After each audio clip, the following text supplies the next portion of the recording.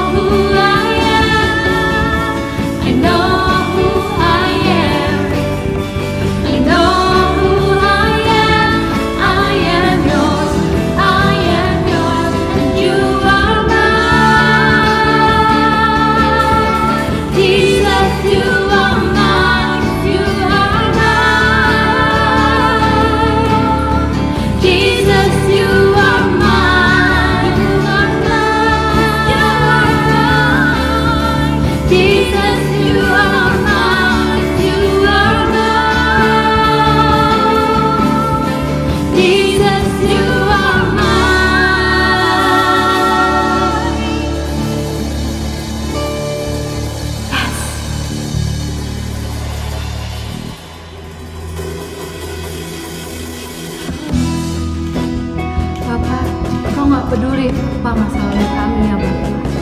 Kau tetap memilih kami. Kau bahkan dari karya yang indah, dan semuanya itu hanya dari kasih-Mu ya Bapa, hanya perbuatan-Mu ya Bapa. Terima kasih Bapa.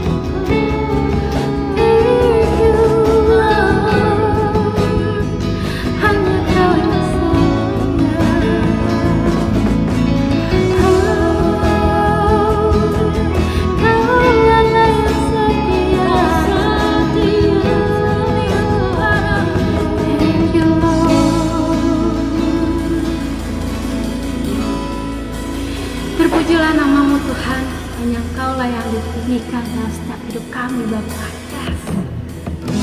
All the glory, all the honor be unto the name of Jesus. All the glory, all the honor be unto the name of God. All the glory.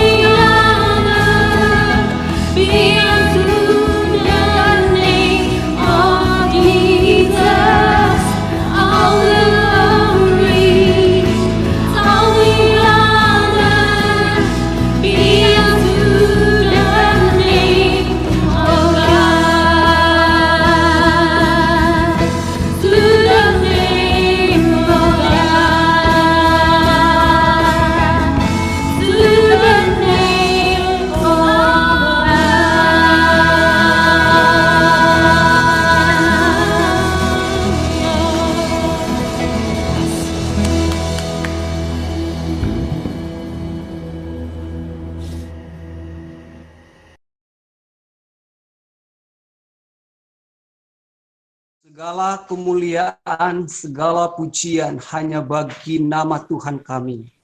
Dialah Yesus Kristus yang telah mengasihi kami, menyelamatkan kami, mengampuni, menguduskan, menyembuhkan, dan memberkati kami.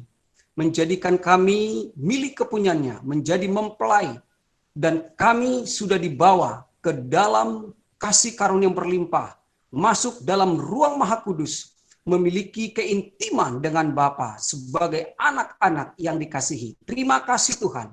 Kami keluarga besar House of Grace telah menaikkan pujian, memberikan kemuliaan bagi Tuhan. Saatnya kami mendengarkan kabar baik, kebenaran firman-Mu yang sungguh membangun kami dan terus membawa kami menikmati anugerah Tuhan. Di dalam nama Yesus Kristus kami berdoa dan mengucap syukur.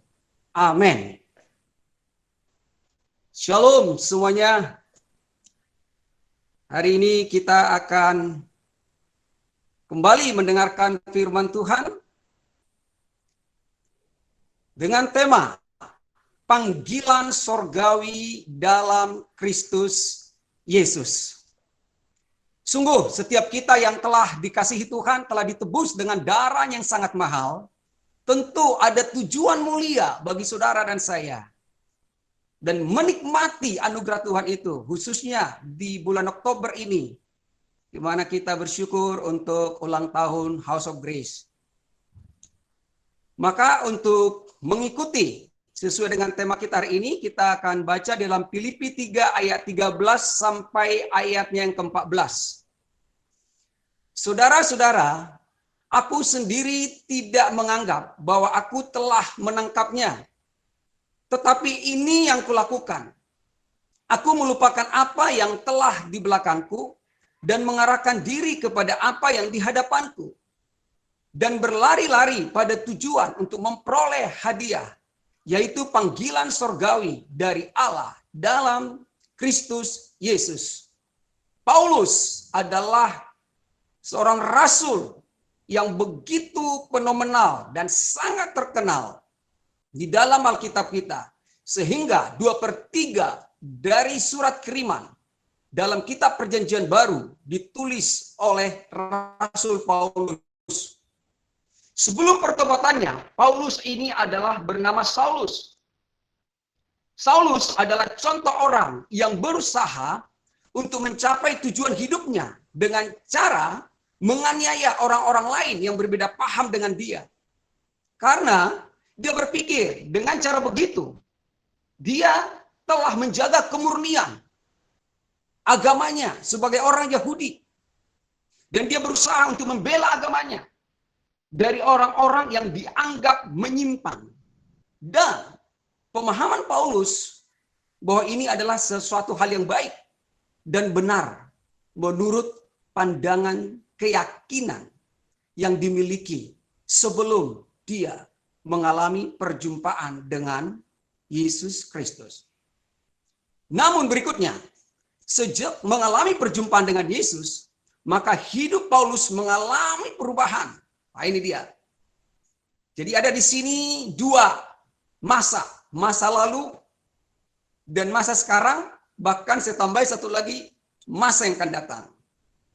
Jadi Paulus memiliki masa lalu, dan dia selanjutnya memiliki masa sekarang, dan dia mengejar masa depan yang ada di depannya. Kisah Para Rasul pasal 9 ayat 5, 6, dan ayat 8. Jawab Saulus, siapakah engkau Tuhan? Katanya, akulah Yesus yang kau aniaya itu. Tetapi bangunlah dan pergilah ke dalam kota. Di sana akan dikatakan kepadamu apa yang harus kau perbuat. Ayat 8. Saulus bangun dan berdiri, lalu membuka matanya, tetapi ia tidak dapat melihat apa-apa. Mereka harus menuntun dia masuk ke Damsyik. Inilah awal perubahan daripada kehidupan Saulus yang berubah menjadi Paulus. Dia memiliki surat kuasa untuk menganiaya kekristenan pada masa itu. Bahkan dengan surat kuasa itu, dia berangkat ke Damsyik untuk meneruskan misi penganiayaan terhadap orang-orang percaya kepada Yesus. Tapi Tuhan sendiri menyatakan kasih-Nya kepada Paulus. Tuhan sendiri menyatakan kasih-Nya kepada Paulus sekalipun Paulus ini adalah orang yang membenci pekerjaan Tuhan.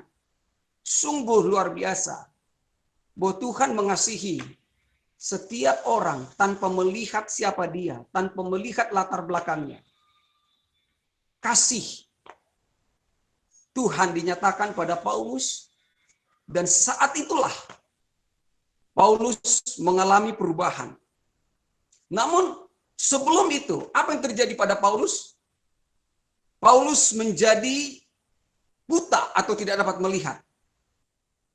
Paulus tidak dapat melihat. Apa artinya ini? Pada saat itulah bahwa Tuhan menguburkan semua masa lalu Paulus. Paulus telah buta sehingga dia tidak bisa lagi melihat kepada masa lalunya. Itu yang seharusnya terjadi bagi saudara dan saya. Hidup di dalam bayang-bayangan masa lalu, walaupun itu hal yang membanggakan atau mungkin yang sangat menyedihkan. Karena masa lalu telah ada di belakang dan masa lalu tidak akan kembali lagi. Ketika Paulus tidak dapat melihat, maka dia benar-benar bisa melupakan. Nanti akan kita lihat di poin yang pertama, bahwa Paulus dikatakan dia bisa melupakan semua itu. Dan ketika dia melek kembali membuka matanya, dia sudah lupakan masa lalunya. Dan dia memandang ke depan, yaitu masa depannya. Dia sudah melupakan hidupnya yang lama. Dan dia sedang menjalani hidup yang baru. Selanjutnya apakah yang dilakukan oleh Paulus?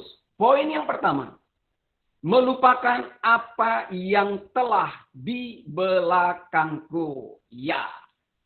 Jadi saudara dan saya, setiap orang percaya setelah berjumpa dengan Kristus, dia harus melupakan apa yang telah di belakangnya. Karena tidak ada sesuatu yang baik di dalam masa lalu kita, di luar Kristus. Sekalipun itu standar manusia baik. Karena kita telah terlahir dari Adam. Dan Adam yang telah mewariskan dosa kepada kita. Sehingga tidak ada sesuatu yang baik yang seturut dengan standar ilahi di dalam kehidupan manusia. Itu sebabnya Paulus dengan tegas mengatakan, aku melupakan yang telah di belakangku. Karena Paulus melakukan suatu kejahatan, tapi kejahatan secara religius. Bukan kejahatan mafia, bukan kejahatan membunuh seperti orang di luar sana. Tapi dia membunuh memang secara karena agama, karena imannya, karena keyakinannya. Walaupun itu adalah hal yang salah. Segala apa yang dilupakan Paulus. Ya. Apa yang dilupakan oleh Paulus. Dan apa yang jelas di dalam itu berkata, segala kebanggaan lahiriah, yaitu segala prestasi dalam bidang keagamaan Yahudi. Karena Paulus itu orang-orang yang sangat luar biasa sesuai dengan Filipi 3 ayat 3-6. Karena kitalah orang-orang bersunat yang beribadah oleh Roh Allah dan bermegah dalam Kristus Yesus dan tidak menaruh percaya kepada hal-hal lahiriah. Sebelumnya Paulus ini beribadah, tetapi menaruh percayanya kepada hal-hal lahiriah, agamawi, kekuatan dari daging, kekuatan dari diri sendiri, yang bersumber dari pohon pengetahuan tentang yang baik dan yang jahat. Tetapi dengan jelas dikatakan bahwa kita bermegah dalam Kristus Yesus, menaruh percaya bukan kepada lagi hal-hal lahiriah. Ayat 4. Sekalipun aku juga ada alasan untuk menaruh percaya pada hal-hal lahiriah. Jika ada orang lain menyangka dapat menaruh percaya pada hal-hal lahiriah, aku lebih lagi. Ini pengakuan dari Paulus. Disunat pada hari ke-8. Yesus diserahkan pada hari ke-8 oleh Imam Simeon. Disunat pada hari ke-8 dari bangsa Israel. Dari suku Benyamin. Orang Ibrani asli. Tentang pendirian terhadap hukum Taurat, aku orang Farisi. Ayat 6. Tentang kegiatan, aku penanya jemaat. Tentang kebenaran dalam mentaati hukum Taurat, aku tidak bercacat. Menurut versi. agama orang Yahudi. Jadi semua kebanggaan-kebanggaan yang dimiliki oleh Paulus, yang menurut saya tidak ada dimiliki oleh seorang siapapun setelah zaman Paulus sampai sekarang ini, tidak ada yang memiliki prestasi seperti yang dimiliki oleh Paulus ini, keagamaan manapun. Paulus semua.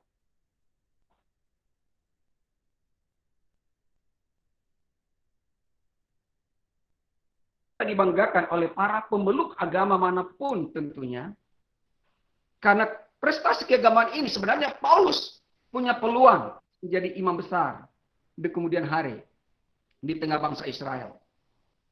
Tapi Paulus meninggalkan itu semua dengan satu hal yang membuat dia berubah. Yaitu setelah berjumpa dengan Tuhan, setelah menerima kasih Tuhan. Mengapa Paulus ingin melupakan semua kebanggaan lahiriah, prestasi keagamannya itu, bahkan menganggapnya sebagai kerugian dan sebagai sampah. Ini luar biasa, satu perubahan yang sangat radikal, itu berbalik 180 derajat. Itu tidak by proses, step by step. Tapi 180 derajat yang tadi dibanggakan, yang merupakan keuntungan, yang merupakan kehebatan, prestasi dia, tapi malah dianggap rugi. Dan lebih dalam lagi, sampah. Kuanggap rugi dan sampah. Kenapa itu dianggap rugi dan sampah? Karena pengenalan akan Kristus Yesus. Saudara yang terkasih, Paulus mengatakan,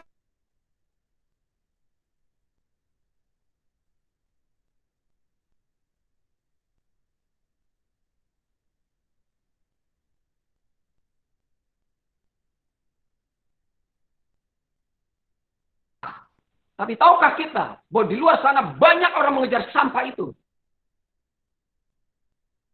Orang sudah mengenal Kristus, itu sudah tidak ada lagi. Kita banggakan di sana. Ya. Filipi pasal 3 ayat 7 dan 8.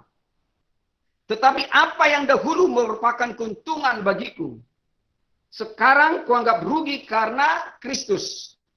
Malahan segala sesuatu kuanggap rugi karena pengenalan akan Kristus Yesus, Tuhanku, lebih mulia daripada semuanya itu. Oleh karena dialah aku telah melepaskan semua itu, menganggapnya sampah supaya aku memperoleh Kristus. Ya, jadi Pastor Hongki sering mengatakan itu, mau profesor, mau PhD, maaf. Mau profesor, mau PhD kah? Saudara, tidak ada yang dibanggakan, ya. Tidak ada yang dibanggakan di situ. Sebelum mengenal Kristus, justru orang-orang membanggakan dan menyombongkan diri ini adalah orang-orang yang belum mengenal Kristus secara pribadi di dalam hidupnya. Selanjutnya, kebenaran sendiri karena melakukan hukum Taurat atau agamawi adalah sampah bila dibandingkan dengan kebenaran yang Allah anugerahkan berdasarkan percaya kepada Kristus. Jadi jangan minder dengan orang-orang yang hebat, orang-orang agamawi. Karena itu adalah menurut firman Tuhan, tanpa pengenalan yang benar akan Kristus, semua itu adalah sampah. Dan mereka sedang mengalami kerugian. Mereka sedang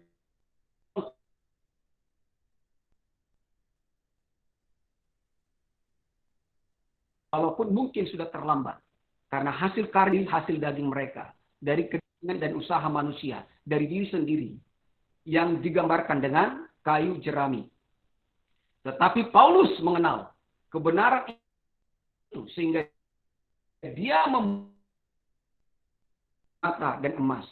Filipi 3:9. Dan berada di dalam dia bukan dengan kebenaranku sendiri karena melakukan hukum Taurat. Melainkan dengan kebenaran karena percaya kepada Kristus, yaitu kebenaran yang Allah anugerahkan karena kepercayaan.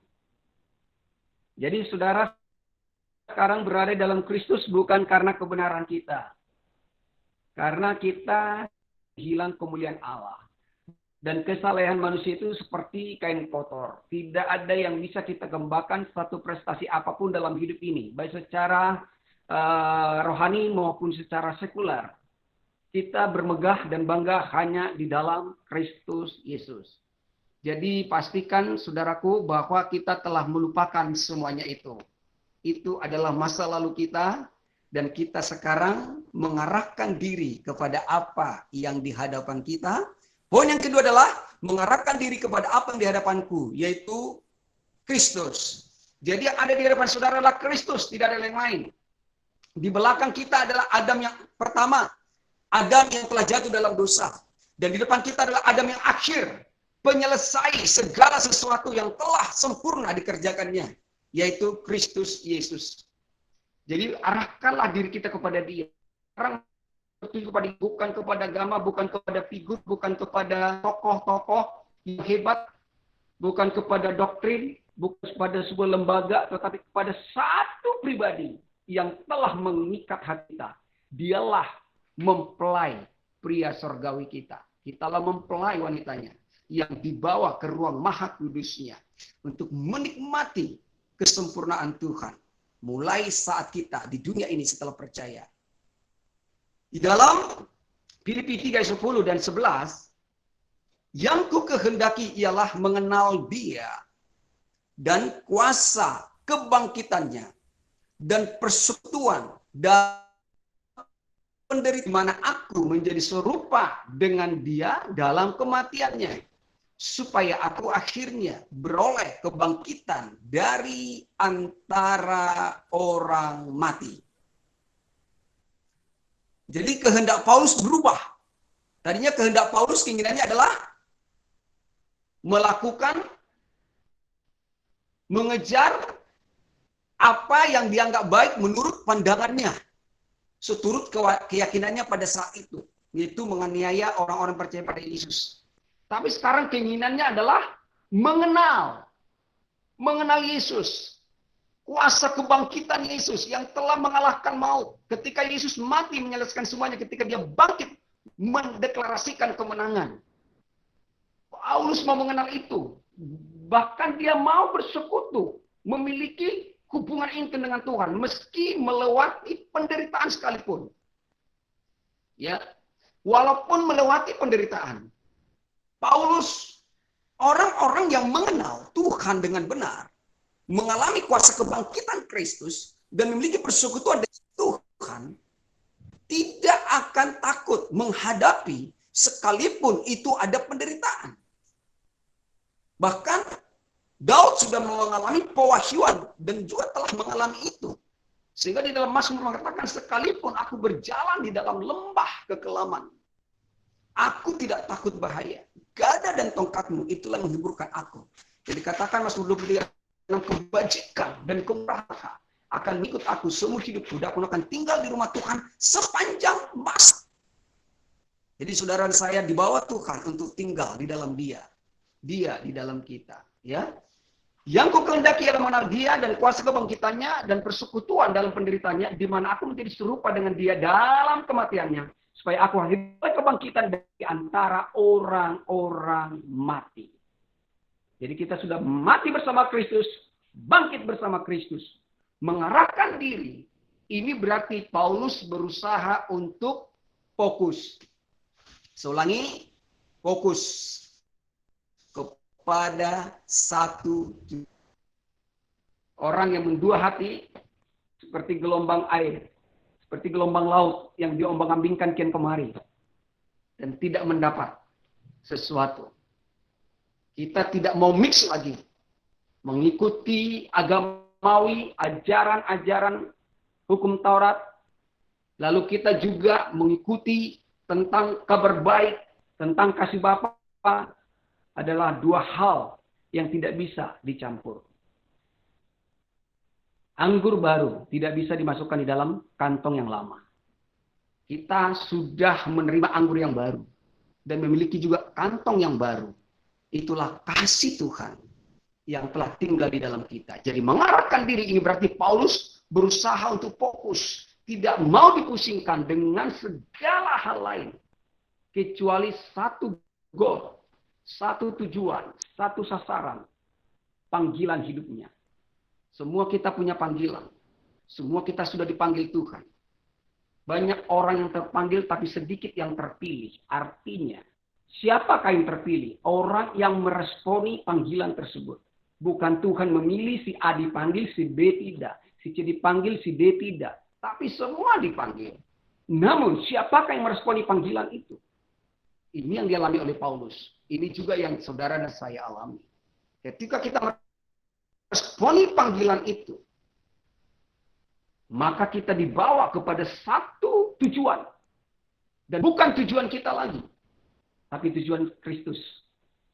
Bukan tujuan duniawi ini lagi. Tapi tujuan surgawi. Karena dunia ini hanya sementara. Dan surga itulah yang kekal bagi saudara. Apakah panggilan hidup saudara? Apakah Paulus? Ya, mungkin ada yang mengatakan, ya, ada penginjil, ada gembala, ada ini. Yes, itu karunia Tuhan berikan bagi kita. Tapi panggilan itu, kita memiliki panggilan yang sama adalah untuk mengenal Kristus.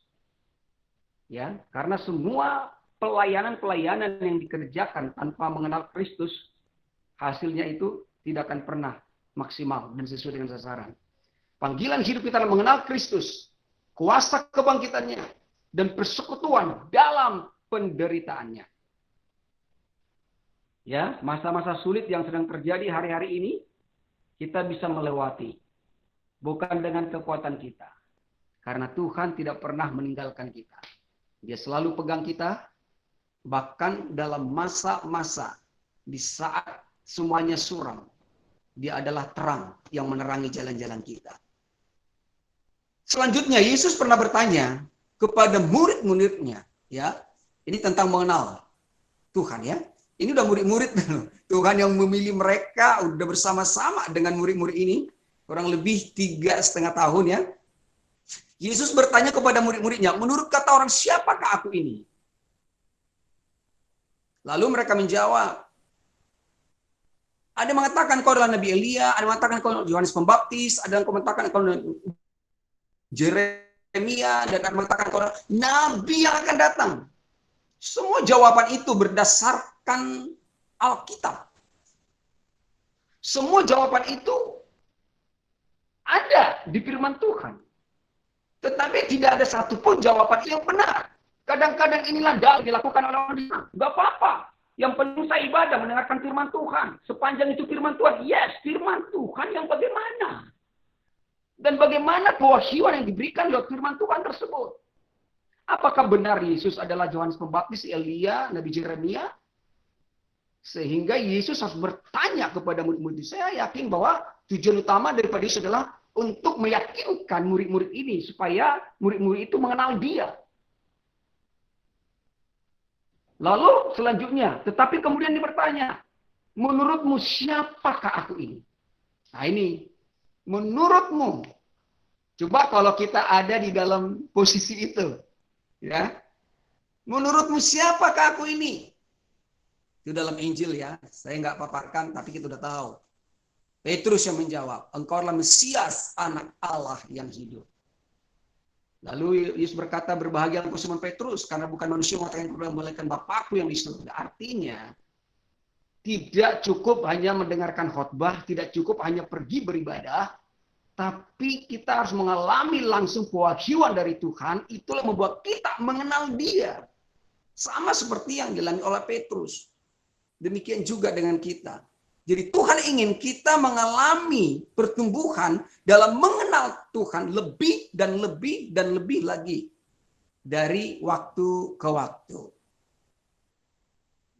Dalam Yeremia 4 ayat 22, sungguh bodohlah. Ya, oke. Yeremia 4 ayat 22 ya.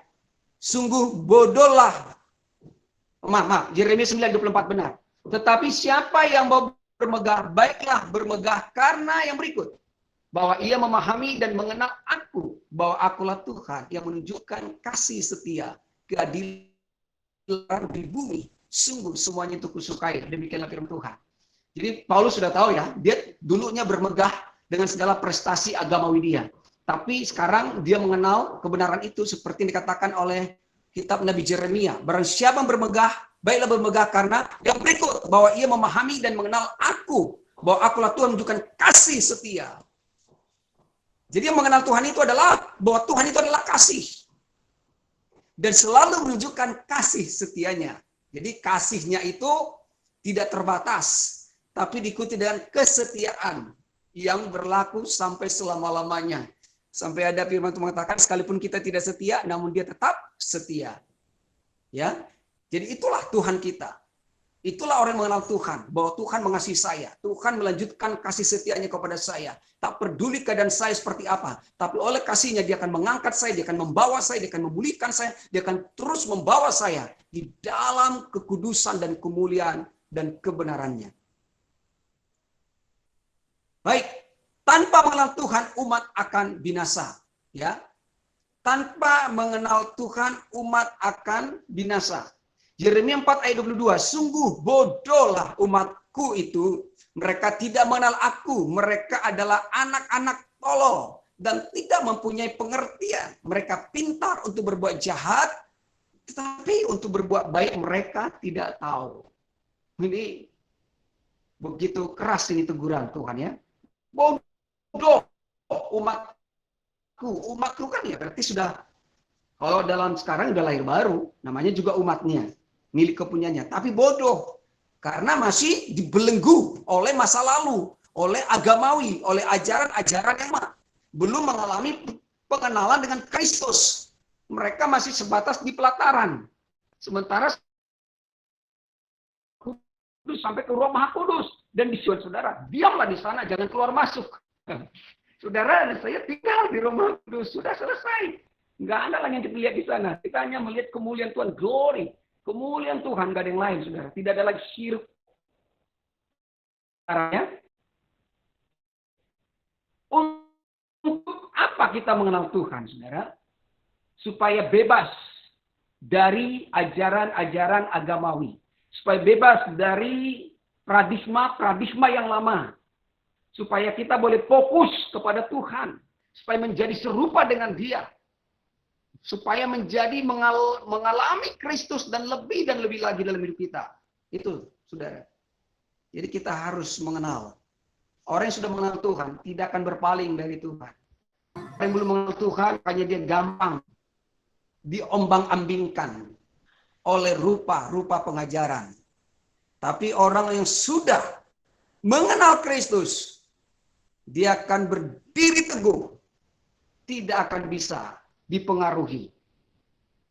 Yang ketiga, berlari-lari kepada tujuan untuk memperoleh hadiah. Jadi apa yang dialami Paulus ini juga, itu juga yang kita alami, saudara. Pertama, kita harus melupakan apa yang di belakang kita. Jangan lagi ingat-ingat. Lupakan. Sudah di belakang, jangan mulai lagi. Karena kita berlari, orang yang berlari tidak bisa menoleh ke belakang. Bahkan ke samping kiri kanan akan mengganggu fokusnya. Jadi fokus kita pada Tuhan, berlari.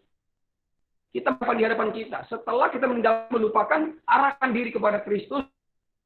Dan jangan diam di tempat. Pasif. Ya, jangan pasif. Tapi berlari. Untuk apa? Memperoleh hadiah. Sama seperti orang berlari mencapai garis finish, bukan tujuan. Ada hadiah yang akan diterima ketika dia berlari. Demikian juga dengan kita. Tujuan baru hidup Paulus adalah mengenal Kristus dan menjadi serupa dengan Dia. Tujuan baru kita juga adalah menjadi serupa dengan Kristus. Mengenal Dia. Itulah tujuan baru dalam hidup kita. Jadi tidak mengenal yang lain-lain, mengenal diri kehebatan dan apapun itu. Tapi mengenal Kristus. Inilah seharusnya tujuan hidup setiap orang yang percaya kepada Kristus. Yaitu mengenal dan menjadi serupa dengan Kristus. Tetap mengalami pertumbuhan dalam hidupnya. Hadiah apakah yang ingin diperoleh oleh Paulus? Ya, kalau ada hadiah, pasti semua orang semangat ya. Berlari, mengejar sesuatu, kalau tanpa ada hadiah, tanpa ada tujuan, kayaknya melelahkan. Tapi kalau ada hadiah di depan, waduh, dia melupakan semua kelelahannya, dan dia terus mengerahkan segenap kekuatannya untuk mencapai tujuan itu. Inilah tujuan yang dikejar oleh Paulus. Hadiah panggilan surgawi dari Allah dalam Kristus Yesus. Jadi semuanya di dalam Yesus. Kita melupakan masa lalu kita di belakang kita karena Kristus. Kita mengarahkan diri bukan kepada siapa-siapa lagi, melainkan kepada Kristus. Dan kita berlari mengejar dan mengejar adalah panggilan yang Tuhan sediakan. Yang disediakan oleh Bapa. Dan itu saudara temukan di dalam Kristus. Apakah panggilan surgawi itu? Panggilan surgawi adalah panggilan keselamatan. Saudara sudah diselamatkan dan keselamatan itu dijamin kekal. Tidak akan pernah hilang dan tidak ada yang bisa merebut kita dari tangan Yesus, dari tangan Bapa. Panggilan untuk masuk ke dalam rencana Tuhan. Bukan rencana kita lagi, tapi rencana Bapa. Kehendak Bapa, bukan kehendak kita. Bukan, tapi keinginan Tuhan yang akan kita. Panggilan untuk menerima kasih-Nya. Orang yang bermegah adalah orang yang mengenal Tuhan. Yang mengenal bahwa Tuhan itu kasih hidup dan menunjukkan kasih kepadanya.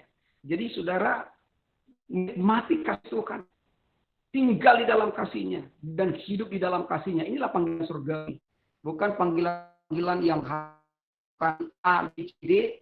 Jika kita sudah tinggal di dalam kasih, semua itu akan mengalir sendirinya.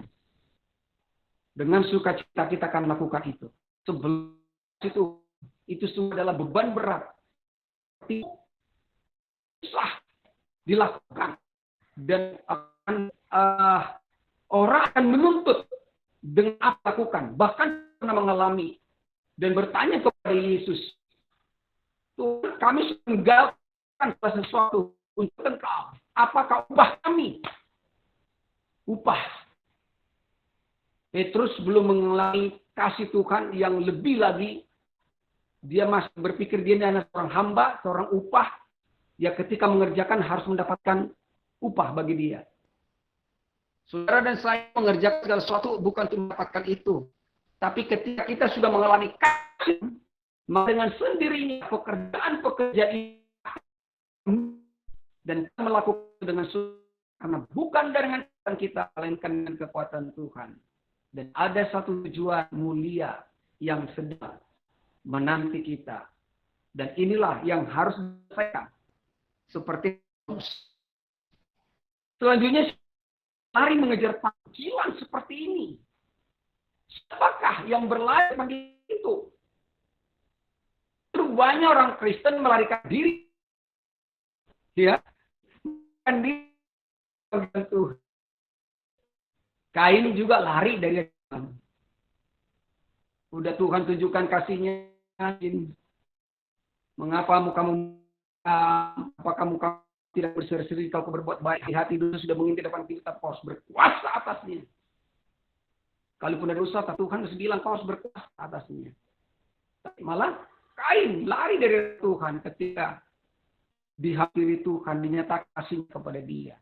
Jadi orang banyak lari dari panggilan Tuhan. Kalau lari panggilan Tuhan, ya udah, dia akan jalan sendiri dan kembali pada ajaran agamawi yang membuat dia dibutakan oleh zaman, ya, akan mengalami kerugian yang besar. Siapa lagi mengejar? Banyak orang melarikan dari panggilan Tuhan. Jarang orang mau lari dari panggilan Tuhan. Paulus lain, saudara lain. Panggilan Tuhan bagi menuju, menuju ke sana. Thomas tidak tahu kemana Yesus pergi. Jadi bagaimana kami jalan ke situ? Ya, jalan Yohanes 14. Padahal Yesus mengatakan, aku akan pergi kepada Bapa. Dan kemana aku pergi, kamu tahu jalan ke situ. Masa sih Yesus bohong? Atau Thomasnya belum terbuka. Belum mendapatkan itu. Kami tahu kemana kau pergi Tuhan. Bagaimana kami tahu jalan ke situ? Ternyata masih banyak orang-orang Kristen begini. Tidak tahu panggilan Tuhan dalam hidupnya. Dia muter-muter. Tapi Paulus tahu menuju kemana. Sehingga dia mengikuti. Saudara pun begitu. Kita dengan kebenaran demi kebenaran yang kita sudah dengarkan. House of Grace ini sungguh, wah, sudah saya memberkati kita akan giring kepada satu Tuhan ilahi yang dia campur lagi tidak dengan program, dengan visi, walaupun itu sifatnya Paulus, tapi sekarang kita benar-benar fokus hanya kepada tujuan satu, panggilan surgawi di dalam Kristus Yesus, yaitu mengalami kasih Tuhan. Orang yang sudah tinggal mengalami kasih Tuhan, apa jadi? Dia tidak akan pernah kabur dari panggilannya, ya. Baik. Dalam Kisah Para Rasul 20 ayat 24 ini terakhir, saudara. Tetapi sekarang sebagai tawanan roh, aku pergi ke Yerusalem. Dan aku tidak tahu apa yang akan terjadi atas diriku di situ. Ini pengakuan Paulus, ya. Setelah dia mengalami Tuhan, setelah dia melupakan apa yang di belakang, diri kepada apa yang di depan, dan berlari kepada panggilan surgawi itu, dan sudah Tuhan yang luar biasa, sekarang sebagai tawanan roh. Tawanan roh tidak bisa lagi kemana-mana. Hidup kita sudah menyatu dengan roh Tuhan sendiri. Sehingga kita tidak menjalankan kehendak kita lagi, saudara. Orang menabur dalam daging menua kebinasaan. Orang roh akan menuai kehidupan. Saudara adalah menabur di dalam roh dan menuai kehidupan. Tetapi sekarang sebagai tawanan roh, aku pergi ke Yerusalem. Dan aku tidak tahu akan terjadi atas diriku itu. Namun ternyata roh Kudus, pada menyatakan Roh Kudus dari kota ke kota kepadaku, bahwa penjara dan sengsara tunggu aku. Tetapi aku tidak menghiraukan nyawaku sedikit pun. Asal saja aku dapat mencapai garis akhir dan menyelesaikan pelayanan ditugaskan oleh Tuhan Yesus kepadaku untuk memberi kesaksian tentang ini karunia. Wow. Ya, saudara. Paulus mundur setelah mengetahui ada penjara yang akan dia terima. Dan pelayan di dalam dia berlari mengejar panggilan surgawi ini, apakah jadi mundur? Tidak. Kenapa harus tidak mundur? Karena dia sudah mengalami kasih Tuhan. Dia sudah mengatakan itu adalah Tuhan yang baik, yang mengasihi dia, memampukan dia. Dan ketika dia melakukan ini, itu bukan bersumber dari dia. Bersumber dari Tuhan, dari dia, oleh dia, untuk dia, dan bagi dia sampai selama-lamanya. Apakah tugas akhir yang dilakukan oleh Paulus? Memberitakan dan memberi kesaksian tentang Injil kasih Allah. Jadi bukan lagi hukum Taurat yang diajarkan. Bukan lagi hukum-hukum. Bukan lagi ritual-ritual. Bukan lagi ajaran turun dari nenek moyangnya. Tetapi adalah Injil kasih karunia yang murni. Yang bercerita kasih Bapa dalam Kristus. Yang sekali saja untuk selamanya, dan tidak ditemukan di mana pun jua, hanya di dalam Yesus. Luar biasa.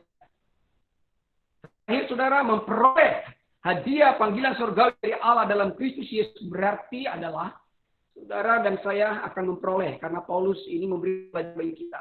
Ayo kita memperoleh panggilan surgawi dari Kristus Yesus, bukan di mana. Berarti kita melupakan apa yang telah di belakang kita, yaitu masa lalu dan agamawi, apapun itu, lupakanlah. Arahkanlah diri kita ke depan. Arahkanlah dirimu ke Kristus. Sekalipun masa, sekalipun menakutkan banyak orang, ingatlah kita. Bangsa Israel digigit ular dan yang mati. Lalu Musa membuat patung ular tembaga. Dan Tuhan berkata, setiap orang memandang pada patung ular tembaga itu, mereka tidak akan mati sekalipun digigit ular itu.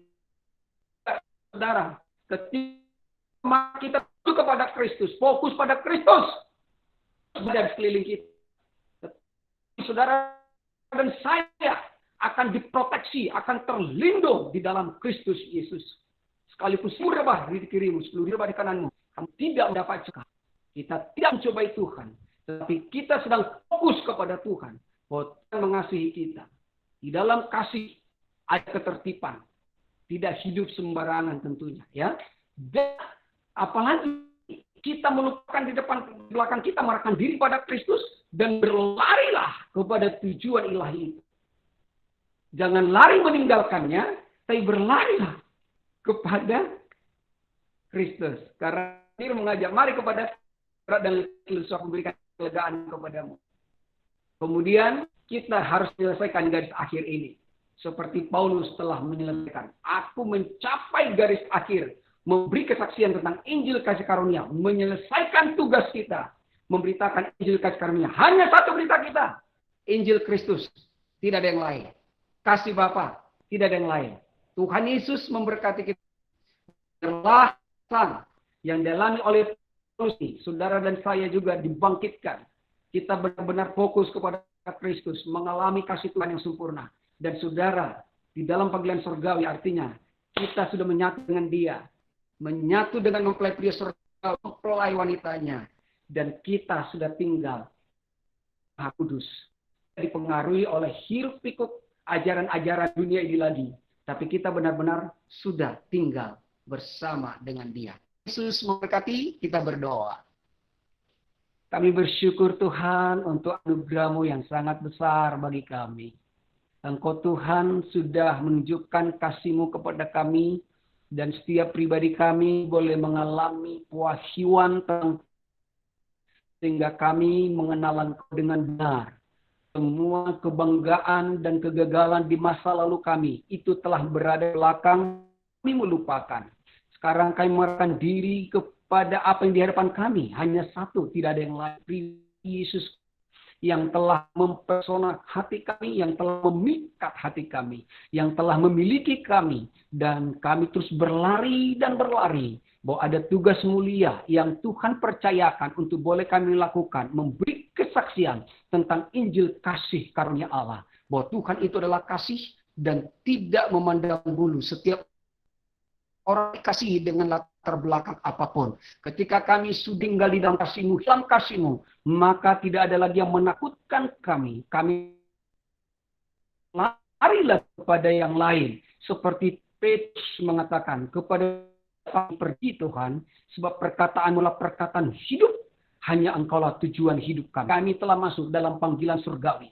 Kami adalah mempelai-Mu Tuhan, dan kami bersama dengan Engkau diam tinggi ruang Maha Kudus-Mu. Hanya di dalam nama Tuhan Yesus Kristus, setiap kami telah dipulihkan, disembuhkan, diberkati, diurapi, menjadi milik kepunyaan-Mu sampai selama-lamanya. Amin. Tuhan Yesus memberkati. Serahkan kepada Ibu. Halo, thank you untuk khotbahnya Pak Obed. Kemarin announcement sedikit ya, Kemarin si Lavinta lahirkan satu baby boy, anaknya namanya Benjamin Kobe Andreas. Ya, mami and baby healthy, semua sehat, semua baik, semua di dalam keadaan baik. Minggu berapa hari kemarin Pak Obed ulang tahun ya. Happy birthday Pak Obed. Kita akan doa untuk Pak. Kita akan doa untuk Pak Obed sama mungkin kalian nggak tahu Enda papanya sakit kena stroke ringan. Jadi kita akan doa untuk papinya Enda juga yang sekarang rawat jalan karena COVID. Harusnya sih masuk rumah sakit tapi ya karena COVID mungkin rawat jalan aja sementara ini. Saya belum dapat kabar lagi ya. Kita akan doa dan tutup doa ya. Thank you Lord Jesus for everything Lord, that you do not count our past, but our future is always bright and is in you because you are in our lives Lord. And where you are, everything will be okay, everything will be fine, and everything will be awesome because you are an awesome God. We thank you Lord for your protection over Finta and baby Cody, and they are in good hands. They are healthy. They are strong. They are enjoying the family times together. Thank you for bringing Cody into their lives, into Bram and Lafinta's life as they start a new family and with a baby. We thank you, Lord, for your gift that is an awesome gift for them, Lord.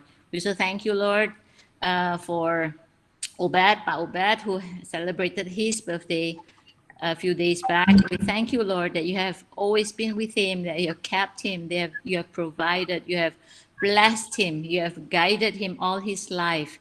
And we know that as he move on to another awesome year in you, the blessing and the goodness of God will always follow him everywhere he goes, whatever he does. He will always feel blessed. He will always feel that God is his covering and that you will provide all his needs and also the family, Lord. We thank you. We shall bring before you Enda's father who has a mild stroke, Lord. We just pray that you just give him a quick recovery, a quick healing, Lord. From the diabetic, Lord, you will, with the medication, it will go down and everything, Lord. We just pray that your hands will be upon him, that you will guide the doctors and the nurses as he go into medications, Lord, that all the medications that are given to him will work for him, that he will recover quickly, Lord. We thank you, Lord. And Lord, for each and every one of us, we have always been thankful for for today, that we are still here today because you have kept us. You have been with us. You have blessed us. You have provided for us. You have covered us. And you have always loved us with an everlasting love. And we thank you, Lord, that we always can lean on you. In our weakness, we lean on you. In our strength, we lean on you because you are the foundations of our lives, oh Lord. We thank you, Lord. In Jesus' name we pray. Amen. Happy Sunday, everybody. Happy Sunday semuanya, Tuhan berkati. Thank you, Tante Happy Rosma. birthday, Terima kasih. Obed. Sunday.